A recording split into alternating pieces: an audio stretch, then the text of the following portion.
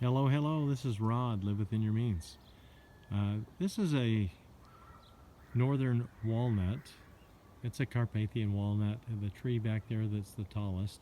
And you'll notice that it's not dead on the upper branches like a lot of other walnut trees. And you notice on the other side of the street, there's another walnut tree, and you'll see how the upper branches are dead and the outer branches.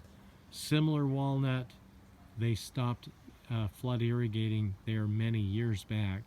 They've got a deep taproot, and in contrast, that one's dying, yet the one over here, this is one of the few places in town where they've continued to flood irrigate. See how they've put the ditches in there?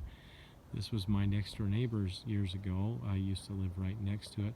In fact, I took one of the trees that was voluntarily growing underneath, and I transplanted over here to a place that I used to own, and I flood irrigated too.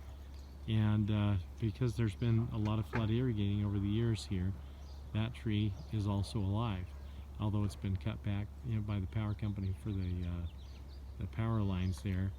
But these walnut trees will continue to live and not be killed by the 1,000 cankers disease, which is caused by a fungus that's transferred from little beetles. And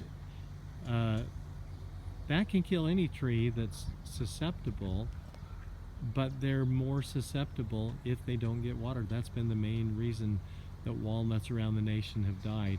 Purdue University showed through some research that a lot of the black walnut trees were dying back in years of drought, but then with wet years, those branches would be coming back and they'd be recovering, and gradually back near the tips. I could show trees all over town where the branches, like this walnut over here behind this house, that was another one of my neighbors, how they stopped flood irrigating, and gradually, as the soils were drying deep down, those walnut trees would die. And a lot of people did conclude that it was caused by 1,000 cankers disease, but all the walnut trees could die from that, because those beetles, they get into all the walnut trees. They just have more success in the trees that are not healthy, that are dying, or I should say weakening, because they don't get enough water. There's just not enough water in the soil. They've flood irrigated here. This is one of the healthier walnut trees that I see around. So this is Rod. Live within your means. Irrigate your trees. Put some walnut trees in and just give them enough water, and they're likely to do well. But this is Rod. Live within your means, and have a wonderful day.